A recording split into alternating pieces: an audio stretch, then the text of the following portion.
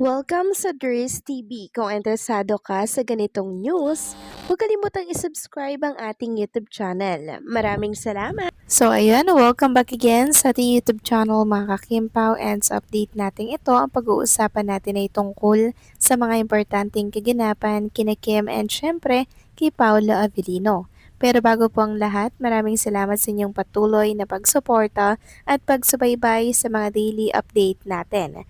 Kaya naman bilang pasasalamat, narito po ang ilang napili nating komento patungkol ito sa naging previous update.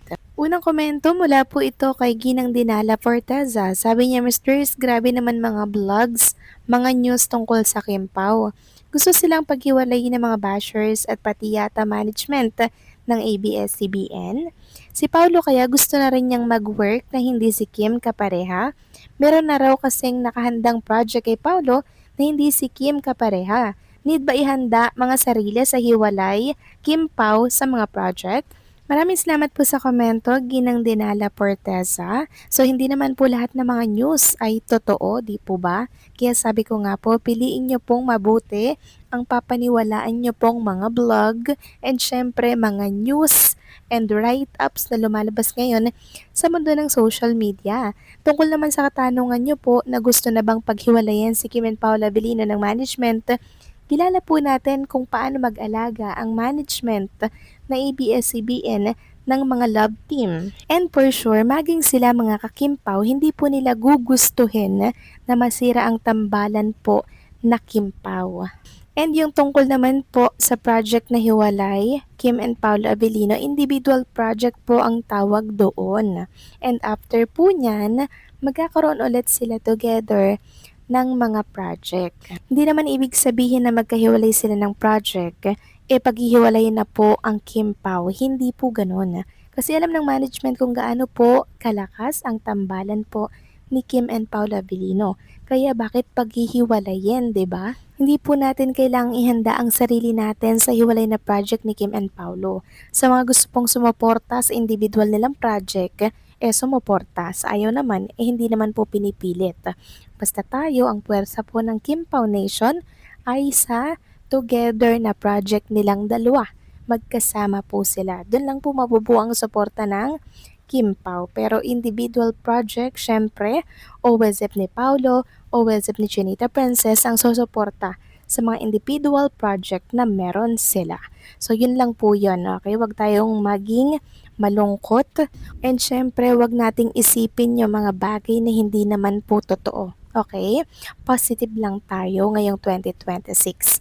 So maraming salamat po sa komento. God bless po and happy New Year. At ang next comment naman mula po kay Ginang Eliza Lim. Sabi niya po, yan Miss Denala Porteza, ganyan lang tayo sa ating favoritong Kimpaw, couple.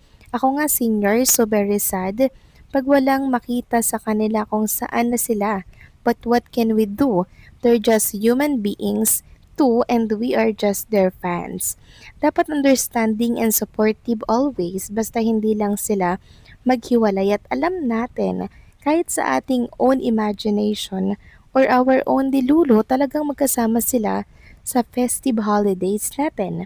Masaya na ako dyan dahil I am so much for happiness of Kim, just like our own daughter.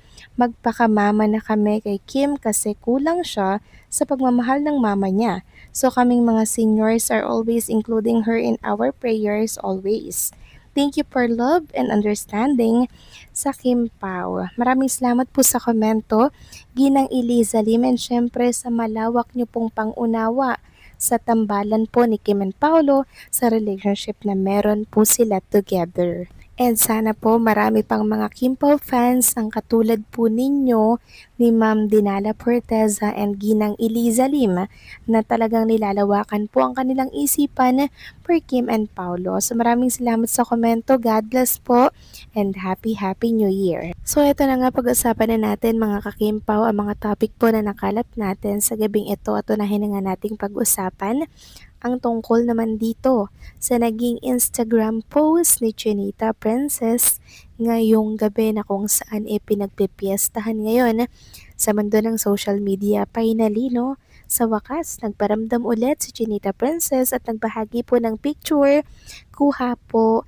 sa isang lugar dito po sa ating bansa. Sobrang special nito mga kakimpaw dahil dito rin po parang siya nagpa-photoshoot ng kanyang birthday for 35 birthday po ni Chinita Princess.